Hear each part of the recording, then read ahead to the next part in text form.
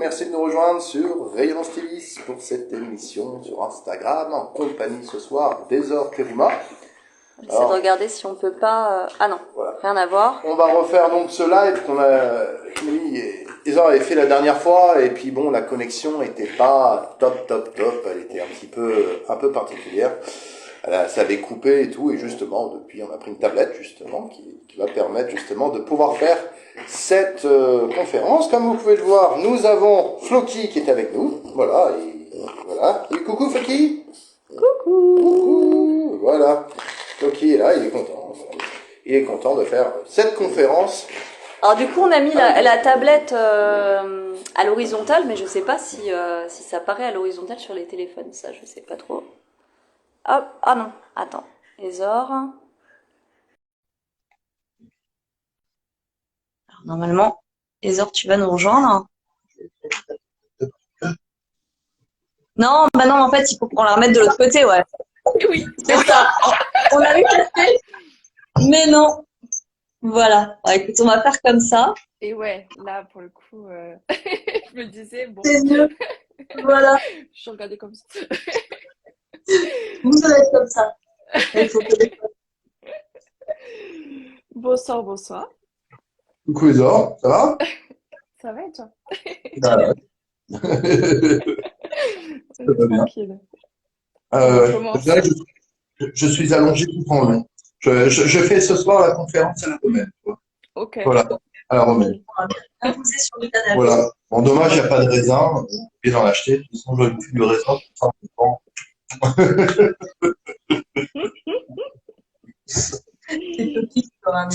C'est ça.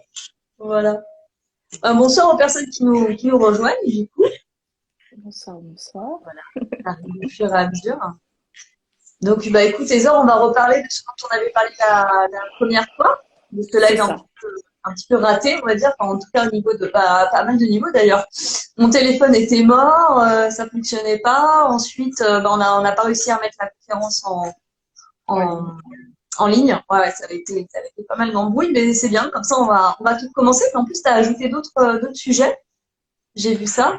Donc, oui, après, c'était dans la continuité de ce qu'on avait un peu évoqué la dernière fois, voilà, pour un petit peu cerner le sujet. Bon, bah, chouette.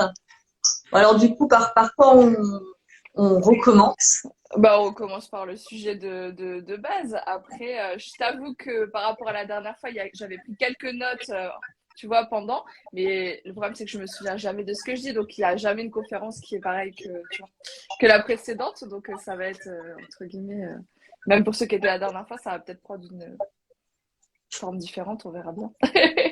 Bah, C'est porté par ce qui est là.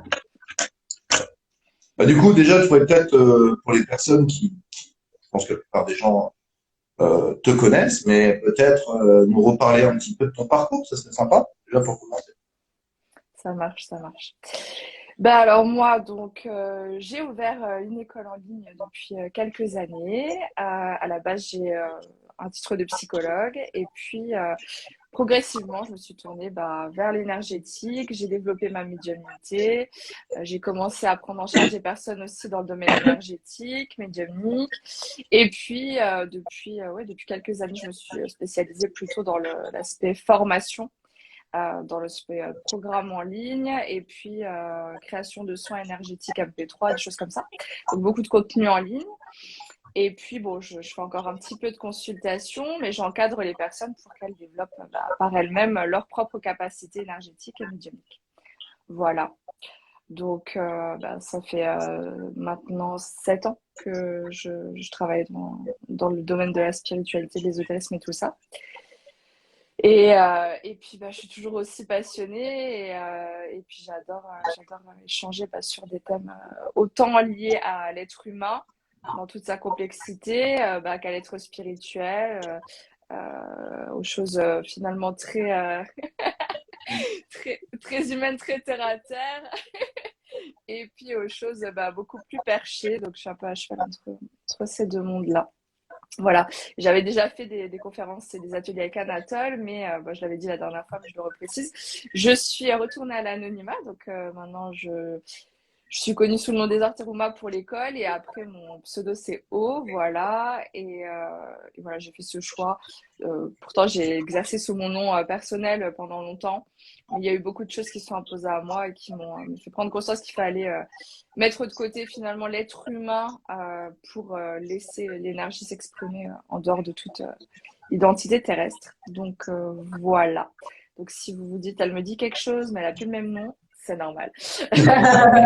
C'est toujours toi. Eh oui. C'est toujours moi. Alors, je vais juste poser une question. Est-ce que tu peux nous faire un peu une nuance, si tu veux, entre ce qui est aujourd'hui, ce qu'on va appeler New Age, perché, enfin, pour certains diront, et la spiritualité? Quelle est la nuance entre les deux? Qu'est-ce que le New Age et aujourd'hui et la spiritualité?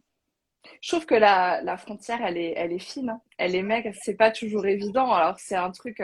On est dans une période. Alors, il y a eu des années de ça, le New Age, c'était à la mode, donc c'était genre normal.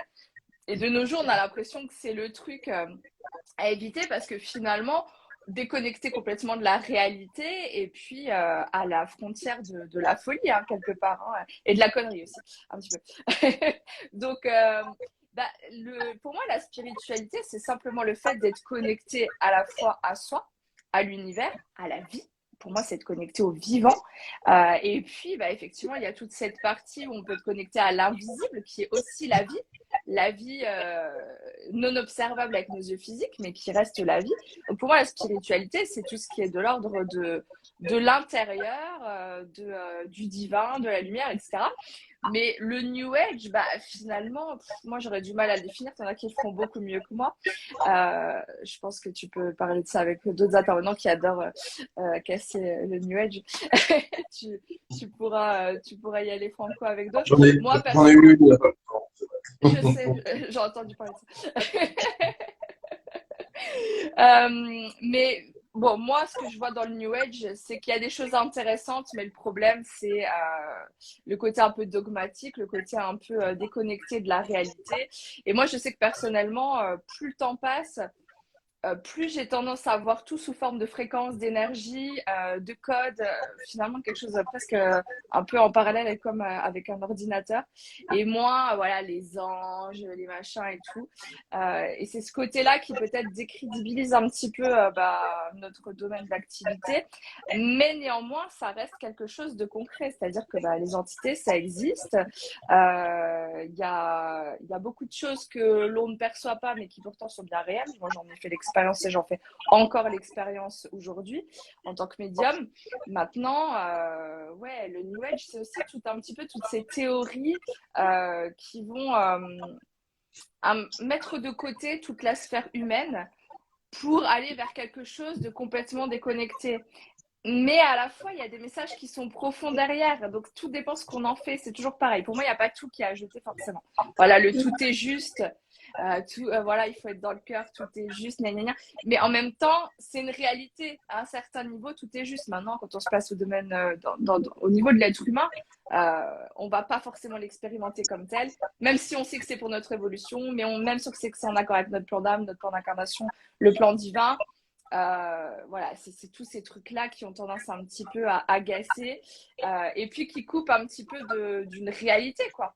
Moi, ce que j'aime bien, c'est voilà, qu'on soit entre le concret et puis l'invisible, mais pas dans quelque chose de complètement purement abstrait et qui pourrait nous couper de la matière, qui pourrait nous couper de l'incarnation et qui pourrait complètement nous déconnecter des êtres parmi lesquels on vit dans ce monde, parce que c'est un petit peu le souci des personnes qui sont trop perchées, c'est de plus être en mesure, je vais couper le son par contre, de plus être en mesure de s'incarner pleinement dans ce monde parmi les autres, dans cette société, etc.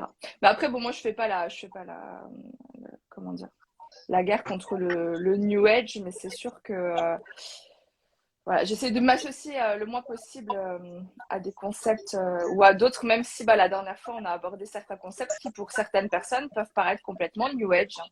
Et pourtant, Ouais, c'est ça une dépend. réalité énergétique. Donc, on a parlé des flammes jumelles la dernière fois. Ouais. C'est une réalité énergétique. Alors après, oui, on peut partir dans un truc complètement perchos. Et là, du coup, on passe pour des cons. Mais dans les faits, c'est une réalité énergétique. Ah ouais, je comprends. Ça dépend de quel point de vue on se place, en fait, comment on voit les choses. Je pense que c'est toujours une question d'équilibre en fait. Du moment que tu restes aligné, équilibré entre ces deux mondes, j'ai envie de dire, là on est dans quelque chose de juste de sain, mais dès que tu bascules dans quelque chose de complètement déconnecté du réel en fait, là pour moi c'est plus pertinent pour personne. Mm. Bon, on va revenir peut-être un petit peu à la base, du coup, de ce live. C'est quand on parle des ruptures familiales et des familles d'âme. Alors, écoute, on va reprendre un petit peu et puis sous une autre forme. Hein. Écoute, c'est pas plus mal comme ça, peut-être. Évidemment, hein, chaque événement a voilà une signification. On va voir ce que ça va donner. Oui, on parlait. C'était cette conversation. Donc, je vais reprendre un petit peu ce qu'on s'était dit la dernière fois, Isor. C'est une conversation qu'on avait eue toutes les deux. On se disait qu'en ce moment, c'est assez fort. Il y a pas mal de gens qui vivent les mêmes situations. Il y a pas mal de personnes qui se retrouvent en rupture familiale ou en rupture amicale, qui voient leur cercle proche se restreindre, qui parfois sont très seuls. Et on se pose un petit peu la question du pourquoi. Alors on dit souvent qu'on fait du vide, si tu veux, pour accueillir du plein de l'autre côté, mais ça peut être déstabilisant et c'est un petit peu de comprendre pourquoi est-ce que ça nous arrive en ce moment. Hmm. Oui, alors je sais que la dernière fois, on avait, c'est les seules notes que j'ai à peu près, on avait abordé deux thèmes dans le thème, c'est-à-dire vraiment la question des décès et la question des ruptures, qu'elles soient amicales, sentimentales, etc. Donc moi, ma vision, ça je me souviens, c'est un truc que je me souviens avoir dit effectivement, c'est que pour moi, il y a une distinction à faire, c'est-à-dire que il y a pas mal de décès qui ont été imputés à ce cette fameuse maladie, voilà, à cette période de vie qu'on vit tous. Mais pour moi, il y a surtout un gros tournant énergétique, il y a une nouvelle ère qui s'ouvre, il y a un nouveau chemin qu'on est en train d'emprunter pour tout un collectif d'âmes. Mais il y a toute une partie des âmes qui étaient incarnées, jusqu'à ce qu'on disait la dernière fois, c'était jusqu'à peu près 2019, enfin moi dans ma perception du truc, hein, qui ont décidé de quitter l'incarnation pour ne pas justement aller vers la nouvelle ère vers laquelle on tend, vers cette nouvelle réalité et passer par les épreuves qu'on est en train de vivre au niveau collectif et qu'on va vivre tous aussi au niveau individuel. On va en parler parce que finalement c'est tout le sujet. Donc effectivement, il y a eu pas mal de décès de personnes âgées, mais de personnes aussi beaucoup plus jeunes. On a entre guillemets un prétexte à ça, une maladie, je vais pas dire le mot pour pas après qu'on soit. Bref, j'appelle ça le V. Voilà, une. Le coco. Non, Ouais, non, ça pour non, c'est le le remède, voilà, le remède contre le coucou. Contre le C. Voilà, ouais, contre le le V C. contre le C. Le V contre le C, c'est ça. Donc on a mis pas mal ça sur le dos de ça, ce qui est concrètement la réalité, hein. Mais à un niveau plus élevé, il y a pour moi cette vision-là, c'est que pour certaines âmes, le chemin s'arrêtait là et avait décidé de s'arrêter là parce que dans leur chemin d'incarnation, ils restaient dans cet ancien paradigme qu'on a connu jusqu'à présent, où ça faisait sens dans leur existence, ou dans l'expérience qu'ils avaient choisi de vivre, c'était pertinent. Et après, ce vers quoi on tend, ça correspondait pas à tout le monde, notamment les personnes âgées qui ont déjà fait tout un chemin dans l'ancien paradigme. Pour beaucoup, ça ne fait absolument pas sens d'aller vivre ce que l'on vit aujourd'hui, à moins de d'y voir un intérêt particulier. Mais pour la plupart, c'est vrai qu'il y en a beaucoup, voilà, qui ont arrêté là. Moi, je sais qu'on en avait parlé la dernière fois. J'ai perdu ma grand-mère début 2019. J'ai été prévenue de ça, peut-être pas un an avant, mais quand même, j'ai été préparée à ça. Je l'acceptais pas très bien, pour dire la vérité. Mais on me disait, tu verras, le monde va changer. Elle ne peut pas rester là. C'est mieux pour elle. Et c'est le choix qu'elle fait. Elle fait le choix de partir. Elle sait qu'elle doit partir. Et c'est vraiment comme ça que ça s'est fait, quoi. Elle s'est dit, maintenant, j'en ai marre. Hop, je me couche et salut. Donc, voilà. après, j'étais pas forcément au courant de comment les choses allaient se passer concrètement dans le réel, mais ça faisait déjà, ce que je te dis la dernière fois, Amélie, depuis déjà l'adolescence, on m'en parlait, et depuis 2016, ça s'est largement accéléré. On m'avait dit, tu verras, le monde que tu connais, il va s'effondrer. Moi, je voyais rien arriver, donc je me disais, ouais, c'est ça.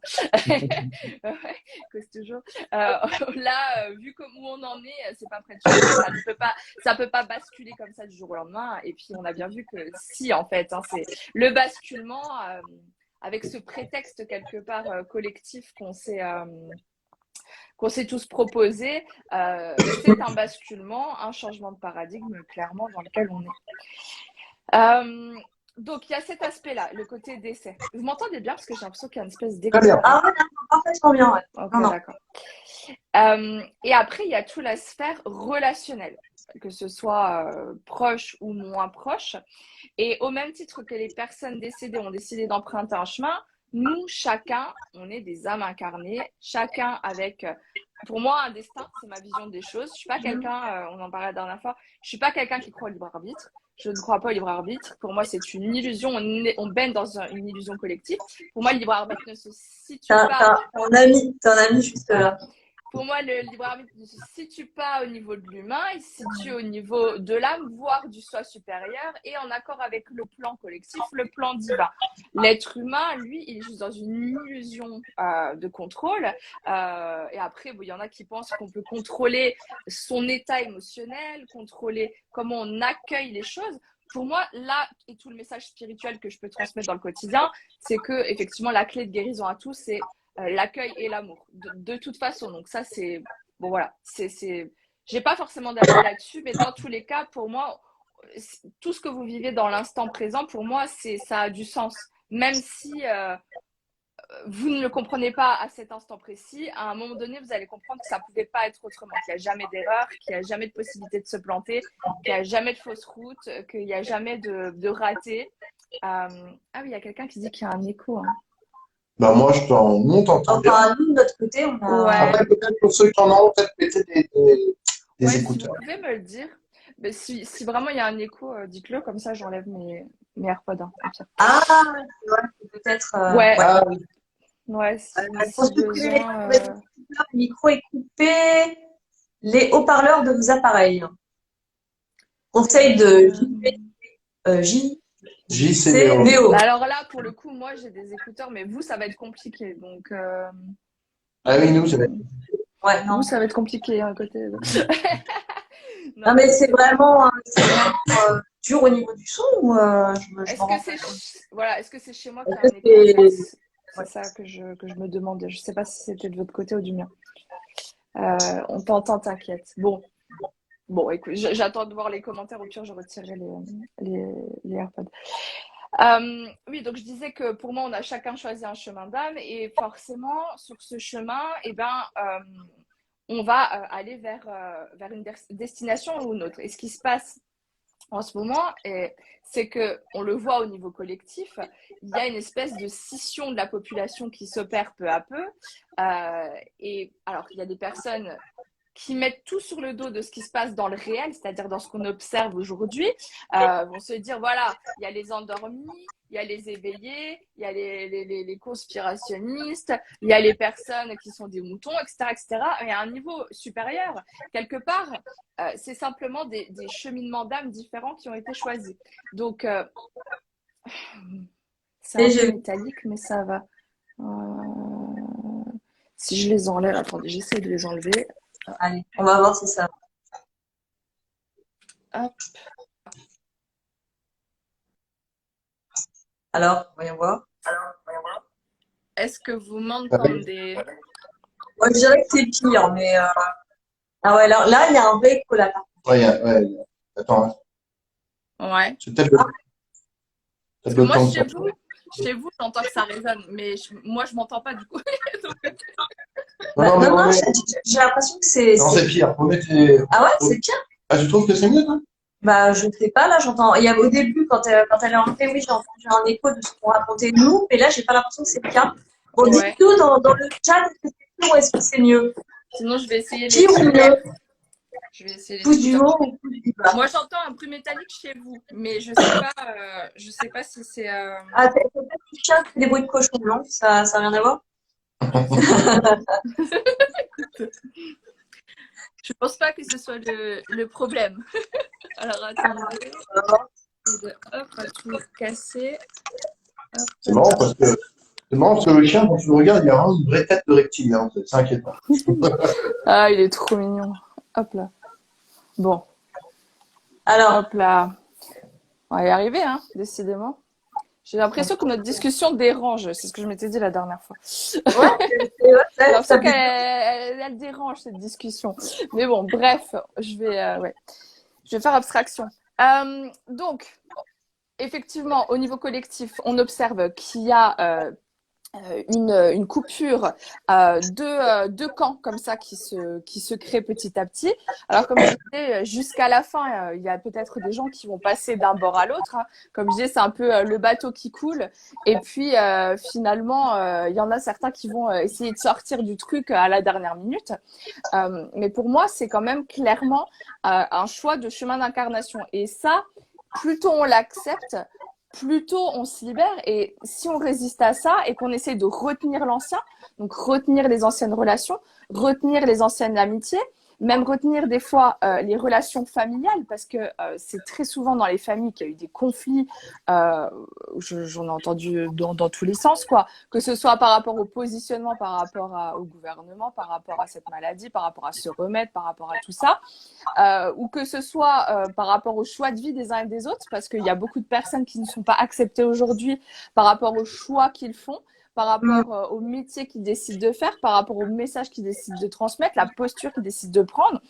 Mais tout ça, c'est, alors en apparence, c'est conflictuel, mais comme je dis toujours, en dessous, il y a toujours de l'amour. Les âmes, à la base, sont amour. Et pour moi, il est clair qu'à un autre niveau, qui est le réel, invisible et imperceptible pour nous, les âmes ne sont pas en conflit. Les âmes sont en accord sur le fait que les chemins, à un moment donné, doivent se séparer. Donc, il y a beaucoup de personnes aujourd'hui qui se retrouvent isolées aussi parce que c'est au travers de la solitude qu'on n'a plus d'autre choix que de se tourner vers soi. Et l'heure à laquelle on est rendu, le moment où on en est aujourd'hui, c'est le retour à soi. Le retour à l'amour de soi, se choisir, se respecter, s'affirmer, se positionner et écouter la voix du cœur, donc à savoir la voix de l'âme. Donc là, c'est pas New Age, c'est pour le coup complètement simple. C'est qu'est-ce qui est aligné avec mes valeurs profondes, avec ce que je suis, qu'est-ce qui est cohérent avec ce que je vibre à l'intérieur, qu'est-ce qui m'appelle foncièrement, qu'est-ce qui me rend heureux et qu'est-ce que je fais à contre-cœur qui me crispe les entrailles. Voilà, apprendre à écouter son cœur et plus sa tête. Donc, ce choix-là, il n'est pas toujours facile et effectivement, très souvent, il se fait dans la difficulté, dans les épreuves et dans la solitude parce que quoi de mieux que d'être seul pour se tourner vers soi-même en fait. Et quand tu as des personnes qui t'entourent et qui te coupent quelque part de toi-même parce que plus on a de stimulation à l'extérieur, de contact, d'échange, de conversation, plus c'est une forme d'évitement quelque part de soi. Ça nous empêche de revenir à l'intérieur et de se poser les bonnes questions. Il n'y a qu'observer les personnes qui sont dans un rythme métro, boulot, dodo. Je pars le matin, je dis n'importe quoi à 7 heures. Je viens de me lever, je me lève, bam, je vais au boulot. Je rentre, je suis coincée dans les embouteillages. J'arrive, je m'occupe des gosses. Je fais la bouffe, je regarde Netflix, je vais me coucher. Je recommence le week-end, je reçois des amis, je reçois la famille, je reçois machin. Quand est-ce que je me regarde? Quand est-ce que je me rencontre? Quand est-ce que je sais où j'en suis? Quand est-ce que je sais si ce que je vis fait encore sens pour moi?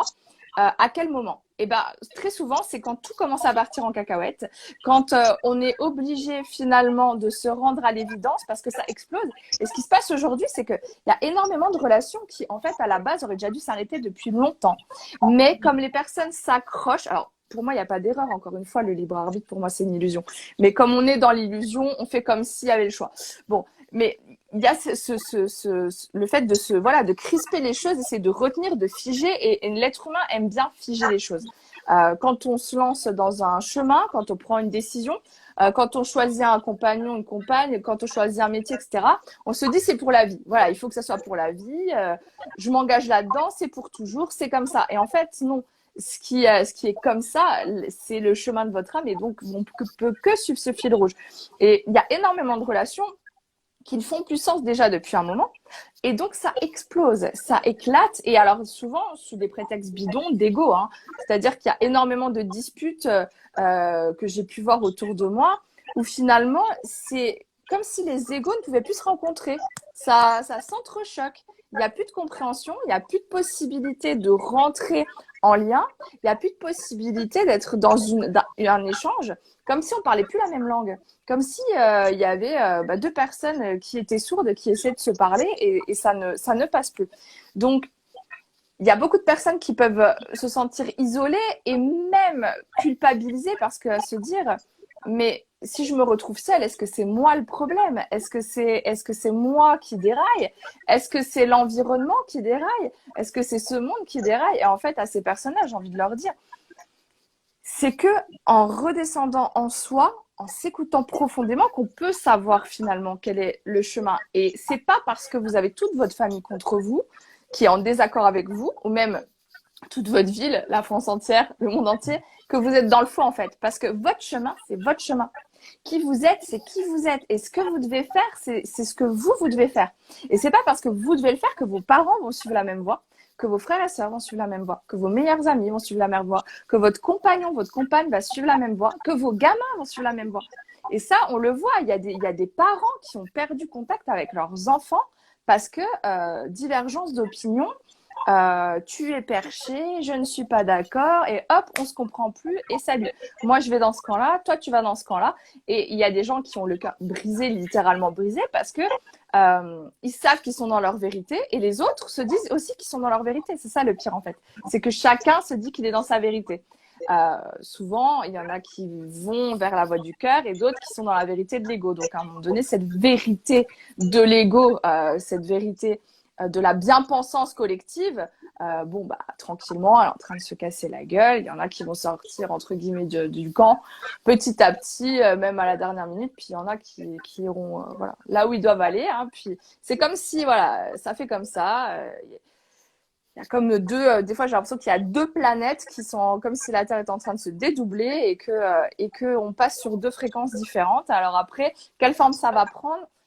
Je ne suis pas, j'ai pas la prétention de le savoir. J'ai des flashs, mais dans le concret, j'ai un petit peu du mal à voir comment ça va se jouer. Donc je préfère pas m'aventurer à expliquer ce genre de choses. Surtout si dans le futur tu m'as vu avec des oreilles de lapin, j'imagine que. Non, je voulais juste dire une chose. On dit souvent que la plus grande des trahisons, c'est la trahison envers soi.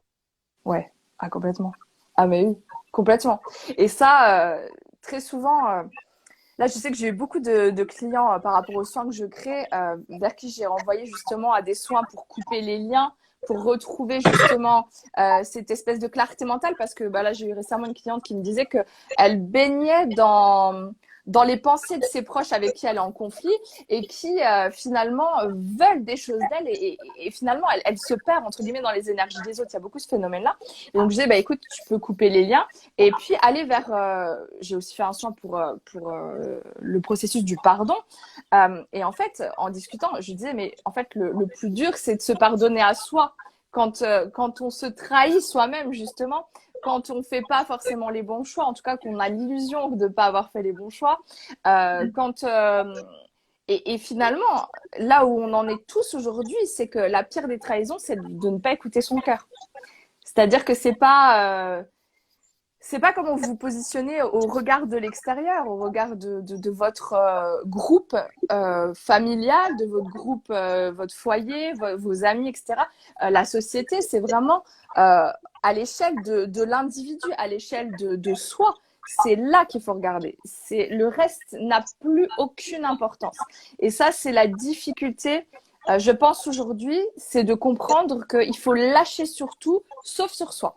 Soit c'est vraiment le point de repère qu'on ne peut avoir, auquel on peut s'accrocher. C'est le seul point auquel on peut s'accrocher.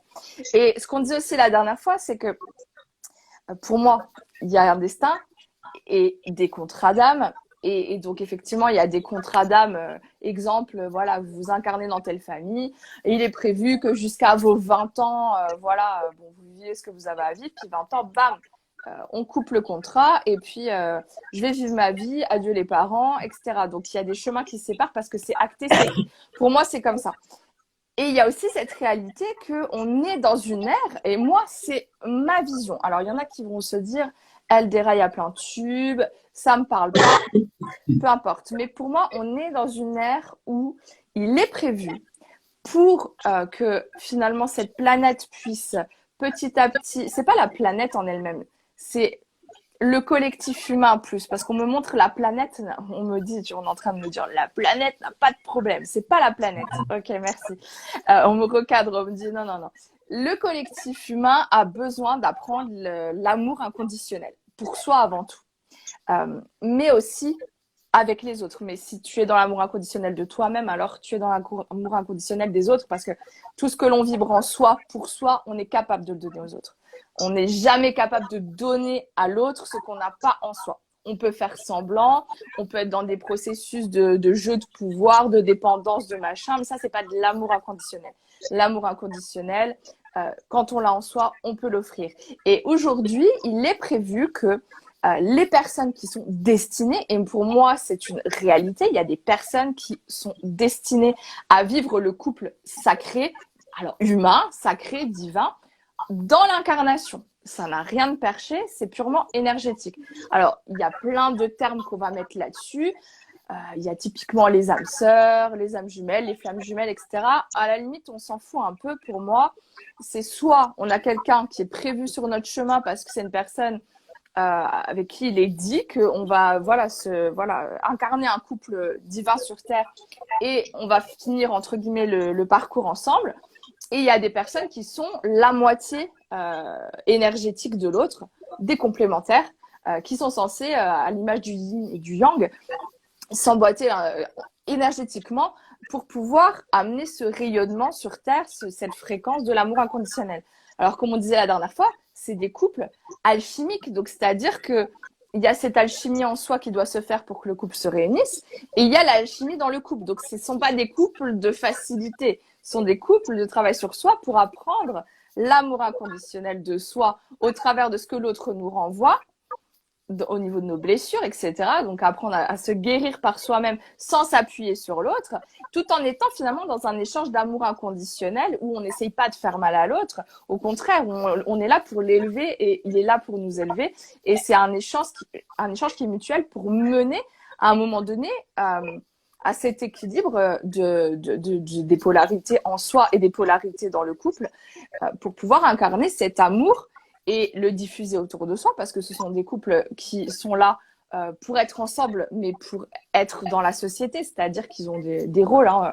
Alors, pas forcément des trucs spirituels, hein. Ça peut être boulanger, la boulangère du quartier, ça peut être tout et n'importe quoi. Hein. On a besoin de spiritualité partout, en fait, hein, pas uniquement... Voilà. Voilà, pour le coup, on est dans le cadre de la spiritualité. Mais... Tu vois, non, c'est partout, quoi. Ça va être. Non, mais faire son pain, ça peut être extrêmement spirituel aussi. Hein. Je pense que la spiritualité, elle se trouve partout. Et c'est justement. C'est ça. Mais justement ça que des fois, on a du mal à intégrer et on s'imagine qu'on est des êtres, si tu veux. Mais finalement, la spiritualité, elle est partout. Partout. Dans tout ce qu'on fait, c'est vraiment une autre manière de. Et c'est pour ça que c'était intéressant la question que tu as posée tout à l'heure à Ezor, c'est demander qu'est-ce qu'est le New Age, comment tu le différencies de la spiritualité, mais c'est pareil, tout est lié en fait, tout est relié. Il n'y a pas de scission, c'est ce qu'on essaie de nous faire croire en fait, que tout est séparé, mais effectivement, un couple qui est dans l'amour inconditionnel, qui fabrique du pain, qui le vend à des personnes qui sont dans un échange avec des personnes, sans forcément rentrer dans un enseignement spirituel en vendant la baguette de pain, mais juste de parce qu'ils émanent en fait de par ce qu'ils émanent. Il y a des personnes, tu les croises, il y a un échange énergétique de toute façon qui s'opère entre tous les êtres humains. Ça, c'est un leurre de croire que ça ne se fait pas, ça s'opère. Et il y a des personnes, juste en passant dans la rue, elles inondent les personnes, elles sèment des graines en fait. Et ces personnes-là ne sont pas conscientes, mais elles ont reçu la graine et la graine, elle va germer. Elle va germer. Et elle va germer de plus en plus et de plus en plus de personnes, sauf pour ceux qui ont décidé de vivre l'expérience de je vais jusqu'au fond du trou, au fond du seau, et j'en démordrai pas. Mais c'est encore une fois pour moi une expérience en fait, ni plus ni moins. Pour moi, il n'y a pas de bonnes personnes ou de mauvaises personnes. Je pense qu'il suffit d'observer de l'extérieur. On se dit, OK, tout le monde pense qu'il a raison. Donc après, c'est là où moi, j'ai raison pour moi-même, en fait. Ma vérité dans mon chemin, de là où je me rends et qu'est-ce qui est le reflet de mon énergie, de ma fréquence, de là où est ma place, en fait, sur cette terre et qu'est-ce que j'en fais, en fait, concrètement.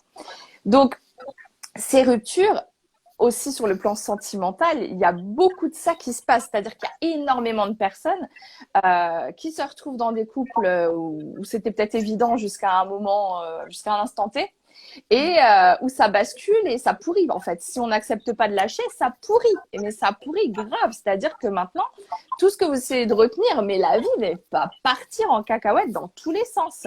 Ça va, mais c'est tellement majoré et amplifié que c'est soit on lâche, parce qu'en fait, les gens, dites-vous bien un truc, c'est que quand plus rien ne va, que ça part en couille dans tous les sens, c'est pas pour rien. C'est que l'univers, la vie, vous dit, hey, tu vois pas qu'il y a un problème là, c'est pas fluide en fait.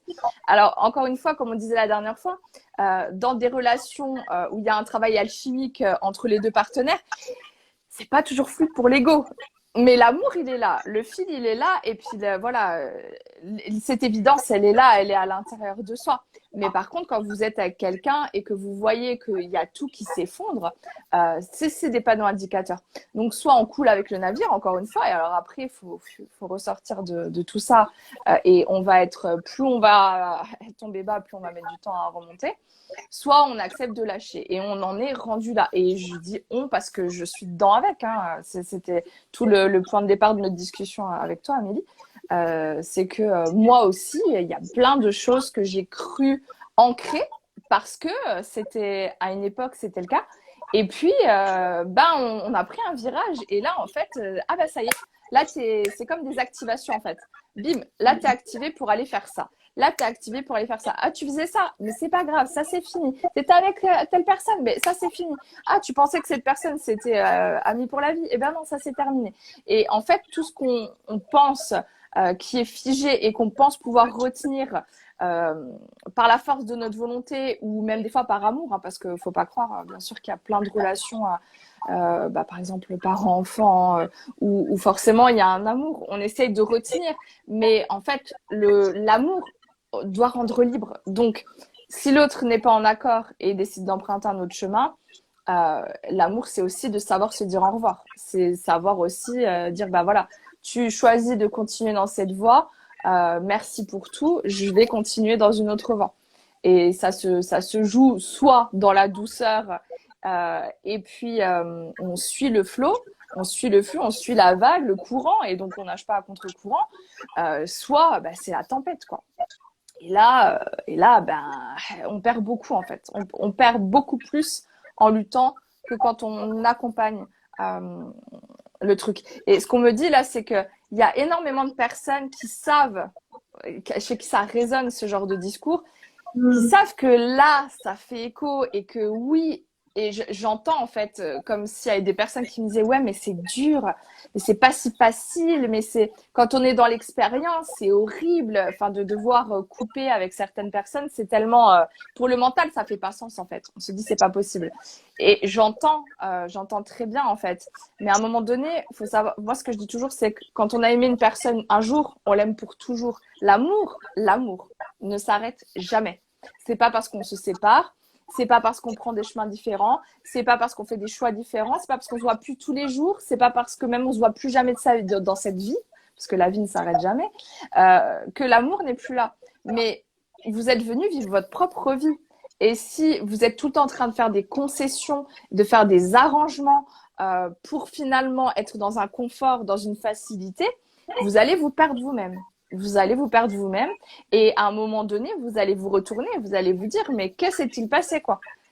Plus rien ne fait sens. Je suis dans une vie qui n'a aucun sens. Je suis un robot, j'avance et je m'accroche à mes repères humains, pour le coup, hein, à ce que je connais. Mais en fait, je me suis perdue. Et en plus, pire que ça, on me dit, il y a plein de gens qui ne se sont jamais trouvés. C'est-à-dire que des personnes qui sont dans ce flot de la vie et qui se retournent pas sur, c'est ce qu'on disait tout à l'heure, sur le chemin pour se dire est-ce que là aujourd'hui je suis en alignement avec tout ce que je fais et tout ce que je vis. Il y a des personnes qui vont arriver là maintenant et qui vont se dire ok, en fait qui suis-je? Et c'est toute la question. C'est qui suis-je? Qui suis-je? Et à partir de là, c'est qu'est-ce que j'en fais? Qu'est-ce que j'en fais? Parce qu'aujourd'hui, je pense au domaine professionnel, c'est la même chose. Aujourd'hui, on n'est plus censé avoir un métier, on est censé faire ce que l'on est en fait foncièrement, et ce qui fait de nous ce que l'on est, ce qui fait sens au travers de notre être, et pas je fais un métier parce que je sais pas, j'ai fait les études pour ça et je peux pas renoncer, puis ça rapporte bien, puis machin. Je vois une question parce qu'il y a quelque chose qui m'interpelle, qui est très intéressant. Intéressant tout ce que tu dis. Je voudrais savoir quelque chose. Nous arrivons à un événement, Amélie et moi, il y a quelques temps, si tu veux, où en fait, si tu veux, il y a un truc extraordinaire qui s'est passé. C'est-à-dire que nos personnalités ont un petit peu switché.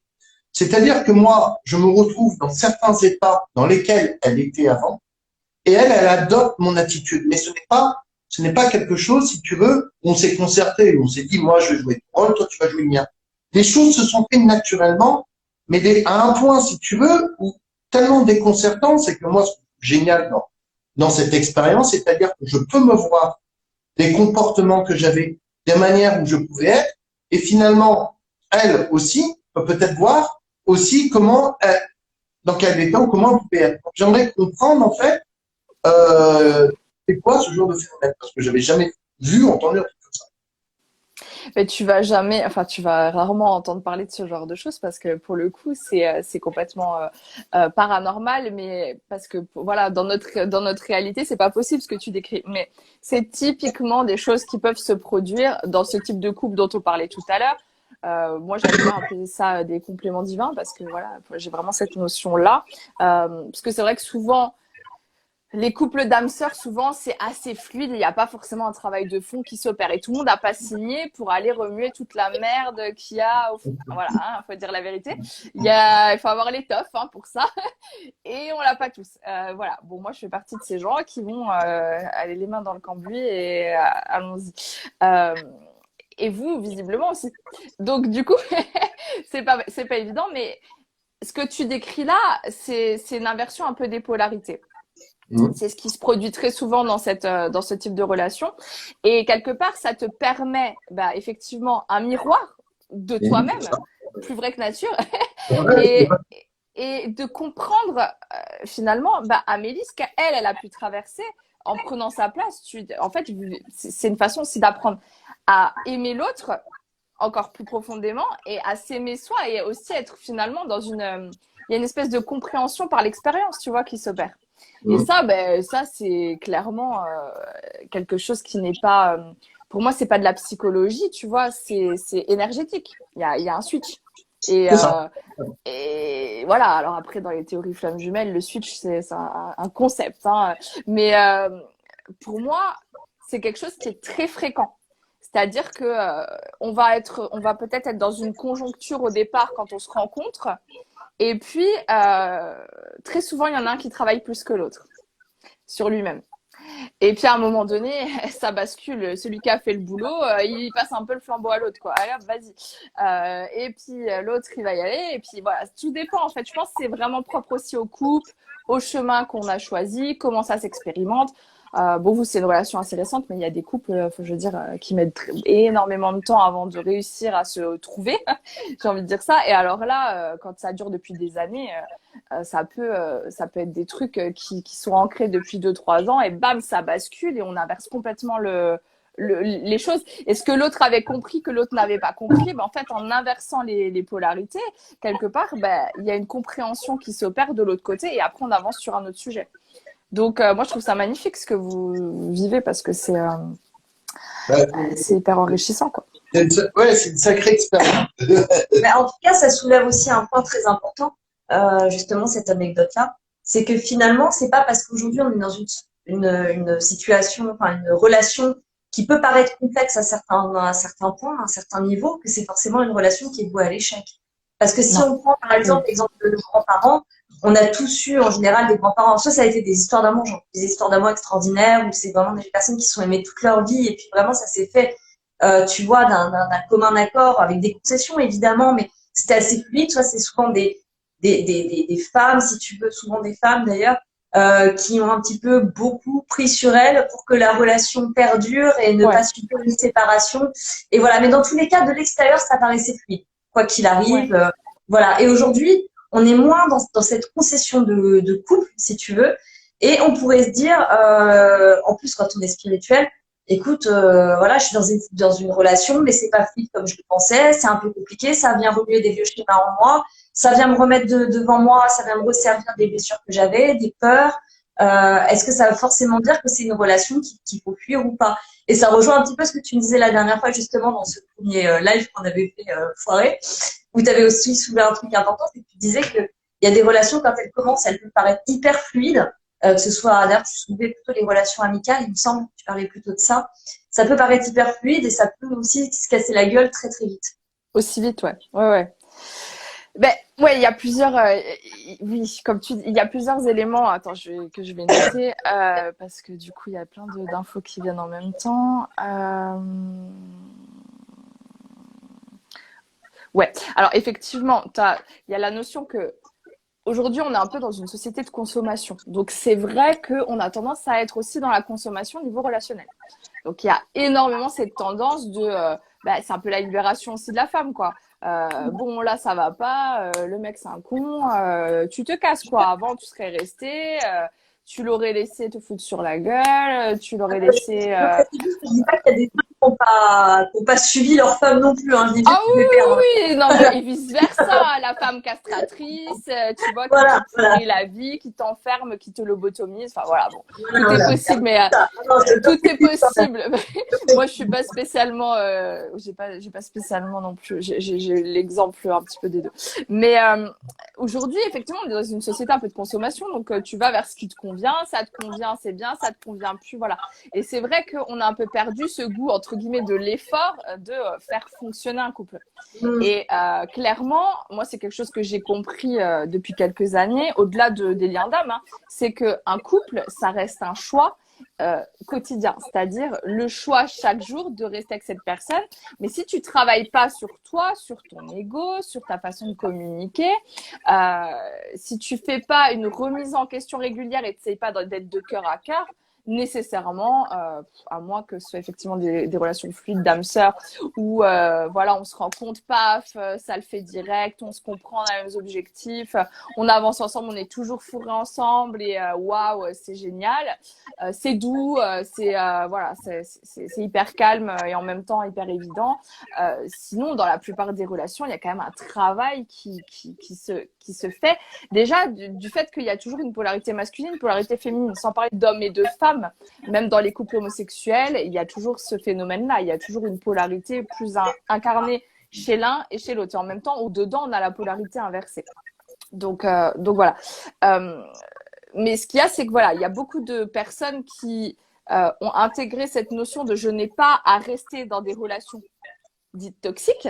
Puis il y a ce phénomène aussi des fameux pervers narcissiques, hein, enfin, il y a la mode du New Age, mais il y a aussi la mode, tu vois, des diagnostics à outrance, voilà, de pathologies psychiatriques quand même, qu'on met un petit peu partout. Et ce que je dis souvent là-dessus, c'est que tout le monde n'est pas pervers narcissique. C'est vrai qu'il y en a une flopée, mais en même temps, il y a des relations dans lesquelles des personnes peuvent avoir des comportements pervers et ne pas être pervers pour autant. Il faut faire attention à cette nuance-là parce que avoir une structure de pervers narcissique, c'est quand même pas la même chose que jouer un jeu d'ego et se répondre dans nos blessures et avoir des comportements pervers, parfois purement inconscients, parce que quelque part, la personne en face renvoie, parce que c'est toujours 50-50, on se renvoie là-bas. Hein. Donc voilà. Donc il y a ce phénomène-là de, on va fuir un petit peu, j'ai envie de dire, la dualité. Tu vois, dès qu'on est un petit peu dans l'ombre, hop, on met des distances. Sauf que il y a des couples, effectivement, où on est là pour bosser. On n'est pas là pour que ça soit facile. Et je vais vous dire un truc, c'est un petit peu aussi les dégâts que peuvent faire la spiritualité. Je le dis ouvertement. La spiritualité, c'est formidable, mais à un moment donné, ça peut complètement desservir.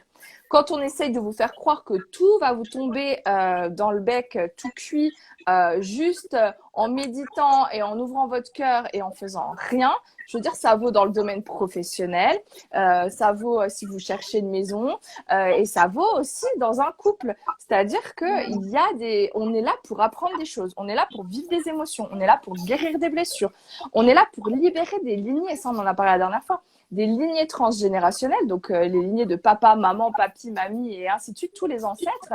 Et au niveau de l'inconscient collectif aussi, il y a un grand nettoyage, donc du karmique, du transgénérationnel. On n'est pas venu là pour être dans la facilité. D'ailleurs, si on était dans un monde facile, ça se saurait. La facilité, pour moi, c'est là que se trouve l'ombre. C'est-à-dire que, pardon, mais aujourd'hui, on peut avoir tout facile. Hein, du sexe facile, de la bouffe, de la malbouffe facile. Enfin, tout peut être facile. Et est-ce que pour autant, c'est bon pour soi? Est-ce que pour autant, c'est ça? Pour moi, le diable, entre guillemets, se cache là où c'est justement trop facile et où quelque part on s'encroute dans un truc. Je veux dire même, avant, moi, quand j'étais gamine, même pour regarder un film, quoi, c'était toute une histoire. De nos jours, t'as Netflix, t'as machin, t'as truc. Alors moi, j'adore. Le Disney, on l'attendait, hein, le prochain Disney. Hein. On l'attendait. Hein. On l'attendait, puis quand tu l'avais en cassette, tu le regardais 10 000 fois. Mais c'est vrai, mais franchement, c'est vrai ce que tu dis. Mais carrément, on est passé à un autre. Mais là, aujourd'hui, t'as tout qui est là. Et alors, je dis pas que c'est pas bien, parce qu'encore une fois, c'est une question de nuance, c'est une question d'équilibre. Il n'y a pas tout blanc ou tout noir, la lumière, l'obscurité. Quand je vous dis le diable se cache dans la facilité, il y a des moments pour être dans le fluide et dans la facilité. Et il y a des moments où, voilà, il faut travailler pour ce qu'on veut en fait. Et travailler, je parle pas forcément d'un job, hein, voilà, c'est dans le couple.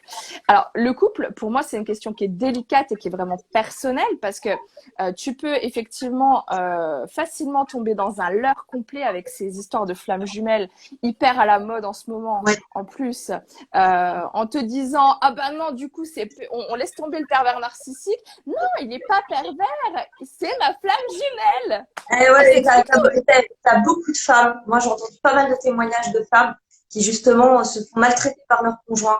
Des fois, des hommes qui quittent pas leur compagne actuelle, elles sont la maîtresse d'un autre homme et c'est pas le problème, ça, mais il leur fait croire, si tu veux, quelque part, qu'ils profitent un petit peu de ce concept de flamme jumelle, qui est réel, hein, je suis d'accord avec toi, mais c'est quand même. C'est toujours le problème de l'équilibre et du discernement. Et de savoir s'écouter, vraiment pas écouter ses blessures, pas écouter son enfant intérieur blessé, pas écouter son ego, c'est savoir écouter la bonne part de soi et c'est tout l'enjeu, le discernement en fait aujourd'hui, c'est une notion hyper importante. Donc effectivement, il y a ce côté hyper toxique des notions telles que les flammes jumelles qui sont classées, j'ai appris il y a pas longtemps, comme dérives sectaires. Donc voilà. Mais parce que à un certain niveau, effectivement, déjà ça, quand on rentre dans ce truc-là, tu te dis ouh, c'est un monde, et tu te coupes du reste du collectif humain, ce qui à mon avis est contre-productif complètement. Je pense je pense qu'il y avait beaucoup au niveau des flammes jumelles, si tu veux, il y a aussi quelque part aussi une espèce de part d'égo, parce que à une époque, beaucoup de gens disaient que quand tu avais une flamme jumelle, c'est-à-dire que tu étais beaucoup plus connecté avec les gens. Tu avais, comme tu venais travailler avec ta flamme jumelle, et une fois que tu seras avec lui, tu aurais atteint quelque chose. Donc, je crois qu'il y a des gens qui se sont un petit peu emparés de ça aussi en disant, ouais, mais bon, moi, j'ai une femme jumelle. Et puis même, tu vois, quand leur situation de couple était compliquée, oui, mais c'est parce que je viens de femme jumelle. Ils se cachent derrière un espèce de titre dont la plupart ignorent, ne savent pas ce que c'est. Ils se cachent derrière ça. Et finalement, plutôt que d'affronter les choses, plutôt que de voir une certaine réalité en face, ils viennent te dire, oui, mais c'est ma femme jumelle. Et ça, tu vois, c'est un peu pareil que finalement, l'amour, pour moi, elle n'a pas de titre, elle n'a pas, il n'y a pas de case, il n'y a pas de catégorie.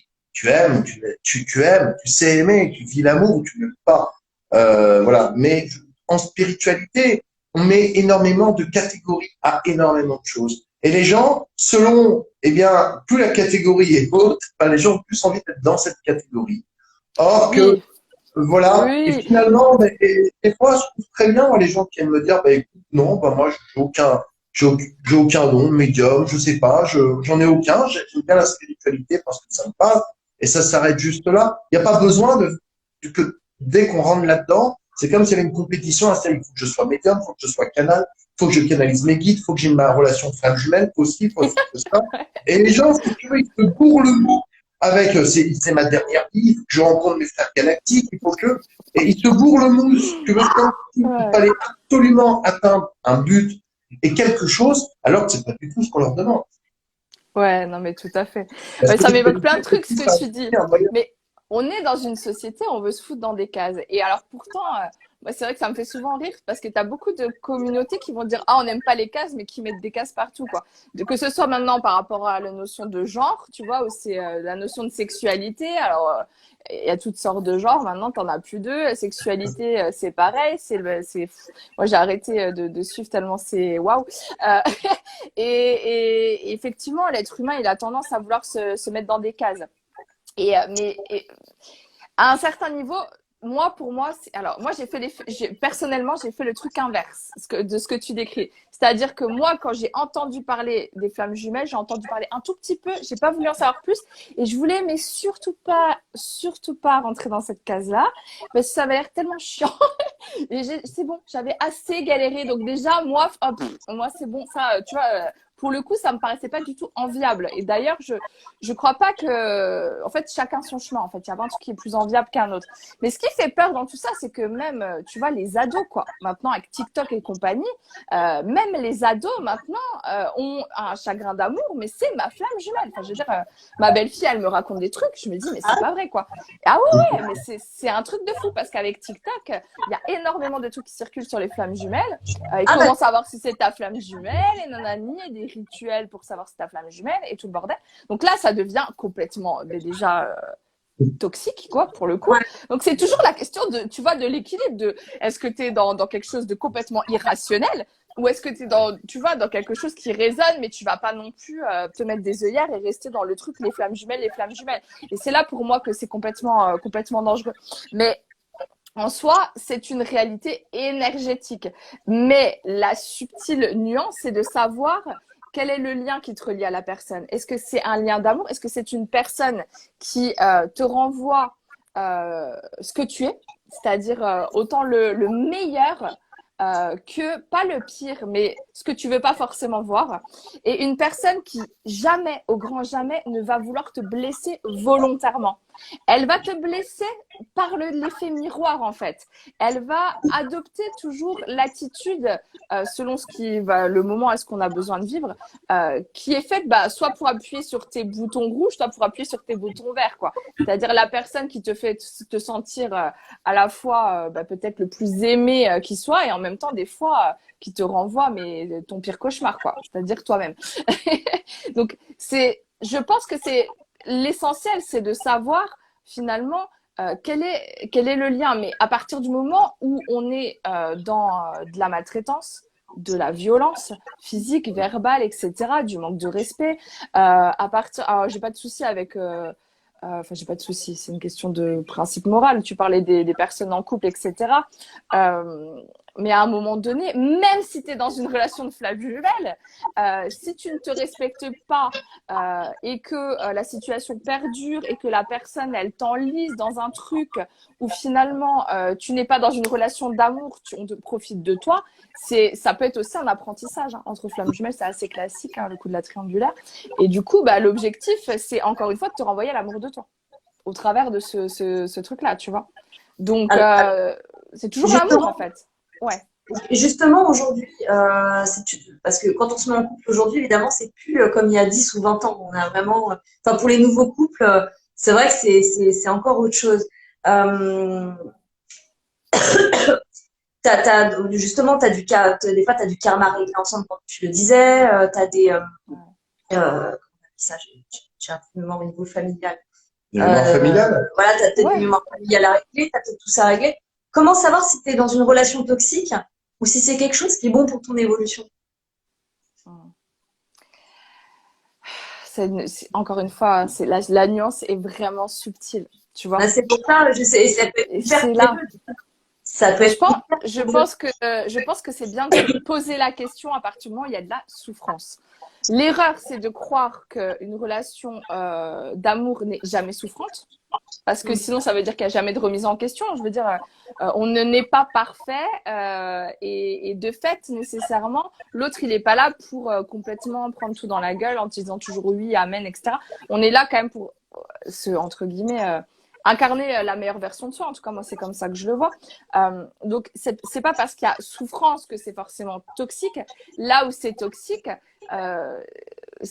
pour moi, il y a plusieurs notions. C'est qu'il y a la notion de dépendance qui devient même addiction. C'est-à-dire qu'il y a des personnes qui sont, c'est même plus de la dépendance, c'est de l'addiction obsessionnelle, etc.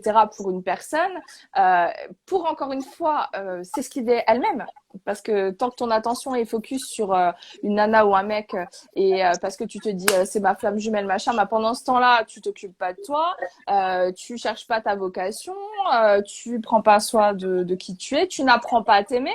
Au contraire, tu te nourris au travers de la souffrance, du rejet ou de l'abandon, etc., des blessures, où tu essayes de forcer l'autre à aller là où tu veux aller pour réparer ta blessure que tu n'arrives pas à prendre en charge par toi-même.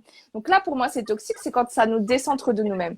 Là où c'est sain, c'est quand ça te renvoie à toi-même et quand la personne en face de toi, tu vois qu'elle n'est pas dans une volonté de te faire du mal, mais que simplement, elle essaye quelque part de se respecter elle-même aussi. Pour moi, le toxique, c'est quand il y a une intention de nuire. Mais le problème, c'est que c'est ce qu'on me dit là, c'est que c'est 50-50. C'est que tu peux avoir la personne qui est volontairement toxique, volontairement nuisible, qui a une forme de jouissance quelque part de voir l'autre souffrir. Mais il y a aussi, donc ça c'est le phénomène du bourreau et de la victime, mais tu as aussi la victime qui quelque part ne sait pas exister autrement qu'en se faisant maltraiter, parce que papa, maman l'ont maltraité dans l'enfance, parce que toutes ces relations c'était de la merde et qu'elle sait pas faire autrement que aller dans des relations où on la traite mal. Et ça, même les relations toxiques sont des relations alchimiques aussi. Pas dans le sens où on va rester ensemble, on va faire le job ensemble, mais dans le sens tu me renvoies que je me traite comme une merde. Donc qu'est-ce que j'en fais? Qu'est-ce que j'en fais? Je continue à te laisser me prendre pour un paillasson ou est-ce que je reprends mon pouvoir, je reprends ma souveraineté, je reprends ma vie en main, je me reprends en main et je vais apprendre à me donner ce que je recherche au travers de toi qui n'est mais absolument pas capable de me le donner parce que tu n'es pas l'amour, parce que les gens vraiment pervers, ces gens-là ne vibrent pas l'amour à une seule once en fait, hein. Ils n'ont pas l'amour en eux. Ils savent pas ce que c'est. C'est un truc qui est complètement, c'est une autre planète pour eux, l'amour. Donc tout est question d'intention, en fait. L'intention qui est derrière, c'est primordial pour nous aider à faire la distinction. Une relation de flamme jumelle, très souvent, c'est pas, il n'y a pas de volonté de nuire. Il y a de la maladresse. Il y a une espèce, des fois même, la personne, des fois, elle sait même pas pourquoi elle fait ou elle dit ce qu'elle fait ou ce qu'elle dit. Il y a beaucoup finalement je vais pas dire d'inconscience. Mais quelque part, oui, c'est l'âme qui, tu vois, qui drive le truc. Donc, des fois, tu deviens le bourreau de l'autre sans jamais avoir eu l'intention de nuire. Juste parce que à ce moment-là, tu vas être poussé à dire ça ou à faire ça. et l'autre, ça va faire focus sur sa blessure. Et alors, du coup, ça va prendre des proportions énormes parce que ce qu'il faut comprendre, il y a une personne qui demandait c'est quoi les flammes jumelles. Il faut travailler sur le discernement, exactement, Sarah, c'est tout à fait ça. Les flammes jumelles, pour moi, c'est finalement la personne. Alors, pour moi, ma vision, je fais très, très rapide et très court, mais ma vision, c'est qu'on vient tous de la même énergie. Pour moi, ce qu'on peut appeler Dieu, l'un, la source, l'univers, etc. On vient tous de la même énergie qui, à la fois, est partout et en nous. Et autour de nous, donc tout ce qui est finalement est cette énergie divine, donc on est divin, au même titre que le divin lui-même. Sauf que quand on arrive dans l'incarnation, et ça c'est ma vision, c'est pas que la mienne, mais en tout cas j'accepte que d'autres ne le vivent pas comme ça. Moi c'est ce que je vibre, c'est ce que j'ai pu percevoir, c'est entre guillemets les souvenirs que j'ai pu récupérer, mais voilà. Pour moi, on arrive. Alors, c'est ça, c'est plus compliqué que ça, mais je vais pas pouvoir expliquer tout. On arrive dans l'incarnation, ouais, non, parce que là, si je remonte au niveau du dessus, parce que pour moi, il y a l'âme et il y a le soi supérieur qui vient à la base des premières énergies incarnées, quoi. C'est un peu pour simplifier, si on prend l'exemple de la Genèse où il y a Adam et Ève, on dirait que c'est les deux premières énergies sources, mais qui à la base viennent du 1 et se sont scindées en deux polarités. Et après, il y a des lignées voilà, qui descendent de ces deux énergies sources. Bon, pour moi, c'est pas Adam et Ève la base, mais c'est pas grave. Ça donne un exemple. Mais en tout cas, on arrive, pour moi, à deux. Alors, il y a cette notion d'œuf cosmique, comme des jumeaux, hein, pour le coup. C'est pour ça qu'il y a cette histoire de jumeaux. Comme finalement, comme si on était dans un œuf. Et finalement, au moment où on s'incarne, on se sépare. Et quelque part, les flammes jumelles sont faites pour se retrouvent très souvent de vie en vie. Alors, pour moi, ça vaut plus pour aujourd'hui. Pour moi, aujourd'hui, les flammes jumelles sont faites pour être en couple. Mais effectivement, avant, ça a pu être ta sœur, ton frère, ton ami, ta mère, ton père, ton gna-gna. Mais pour moi, dans cette vie-là, ça fait pas sens. Et finalement, de vie en vie, on fait déjà un travail où on se fait vivre des choses, mais l'objectif, c'est de se retrouver pour pouvoir reconstituer quelque part cette énergie d'amour pur, d'amour inconditionnel et retrouver l'autre moitié de soi. Alors, c'est vrai que c'est dangereux à un certain niveau quand on est dans la dépendance affective de se dire où est mon jumeau cosmique? Où est-il? Et quand est-ce qu'on s'emboîte, quoi? Parce que je veux remonter. Là, c'est la fuite, encore une fois, de l'incarnation. Parce que on est quand même dans des relations flammes jumelles, c'est soi d'abord. Et c'est que quand on choisit vraiment soi et qu'on est vraiment l'incarnation de l'amour pour soi, que l'autre va vraiment pouvoir nous aimer. Parce que tant qu'on s'aime pas pleinement, l'autre ne peut pas nous accueillir. Parce que le propre des relations de ce type-là, pour moi, c'est que l'autre, il va repérer votre manque d'alignement. Donc, plus vous êtes aligné, plus il vibre l'amour pour vous, et vice-versa. Hein. Et plus vous êtes désaligné, plus vous avez des comportements, des paroles, des actes, etc., qui sont pas alignés avec qui vous êtes foncièrement, plus lui, ça vibre comme quelque chose de dissonant, et du coup, plus ça le fait fuir, en fait. Donc, l'amour de flamme jumelle, c'est d'abord l'amour de soi. Et c'est incarner et le féminin et le masculin. Donc, ça veut dire... l'être humain, au départ, il a papa-maman. Et c'est vrai qu'au cours de sa vie, il essaye de reproduire ses relations parentales dans ses relations affectives. L'objectif, c'est de devenir pour soi le père et la mère et d'être capable d'utiliser ses énergies féminines là où on en a besoin et d'utiliser ses énergies masculines là où on en a besoin. On peut plus rester dans ce couple classique où la femme elle fait la cuisine, le mec il bricole, toi t'as les muscles, moi j'ai la sensibilité. Non, c'est plus comme ça aujourd'hui. Aujourd'hui, on sort complètement et c'est pour moi cette notion de genre là qui est beaucoup remise en question. Bah non, je suis non genrée, nanana. Quelque part, pour moi c'est une matérialisation un petit peu de cette androgynie originelle, c'est-à-dire où on n'est ni masculin ni féminin, où on est tout à la fois. Et aujourd'hui, on doit redevenir tout à la fois, sauf que là où pour moi ça bug, c'est qu'on est incarné Alors après, on peut faire un choix, par exemple, de changer. Enfin, dans son incarnation, ça peut être prévu que, ben, dans cette vie, je vais changer de genre. Voilà, c'est pas un souci. Hein. Mais par contre, on vient incarner, malgré tout, même si on a les deux polarités en soi. Bah, moi, pour le coup, je suis venue incarner le féminin sacré dans le corps, quoi, hein, dans la matière. Anatole, t'es venu incarner le masculin, Amélie, le féminin, voilà quoi. Et ça, on doit prendre notre place, tout en vibrant cette harmonie des deux polarités en soi et en pouvant le vivre à deux. C'est compliqué, mais c'est le chemin. Tu devrais faire, tu sais, comme quand on achète une machine à laver, tu sais, un manuel. Le manuel du Ouais, mais couple, je suis en cours de travail comme tout le monde. Hein. Donc, moi, j'ai des infos qui descendent, mais après, je suis comme tout le monde. Hein. Quand je suis dans ma vie quotidienne, j'ai un ego, j'ai des blessures aussi. Je travaille sur moi, j'alchimise peu à peu les choses. Mais voilà, quoi, c'est un travail. Quand tu es en mode canal, c'est un, et quand tu es en mode humain, c'est deux. Et l'objectif, c'est que petit à petit, l'humain et le divin bah, soient voilà, le plus alignés ensemble. Mais je suis en cours de travail aussi. Et là, tu parles avec l'âme sœur, c'est quoi la différence là, tu parles d'une âme sœur. Qu'est-ce que c'est des âmes Ah. sœurs? Pour moi, les âmes sœurs, c'est des personnes qui font partie d'une même famille d'âmes. Et c'est ce qu'on disait la dernière fois avec Amélie. Et ça, j'ai oublié de le dire, c'est que ces fameuses séparations en tout genre, c'est aussi parce que, au même titre qu'on se retrouve soi, on se retrouve petit à petit entouré des personnes de notre famille d'âmes. C'est-à-dire, à la base, on est une âme toute seule, mais on est quand même dans un groupement d'âmes. C'est-à-dire qu'on est dans une... La dernière fois, je parlais de, tu sais, c'est comme si on jouait tous une grande partition de musique, tu vois, et que chacun avait sa note. Et ben, toi, tu fais partie d'une partition, moi, je fais partie d'une partition, Amélie, bon, bah, Chacun voilà.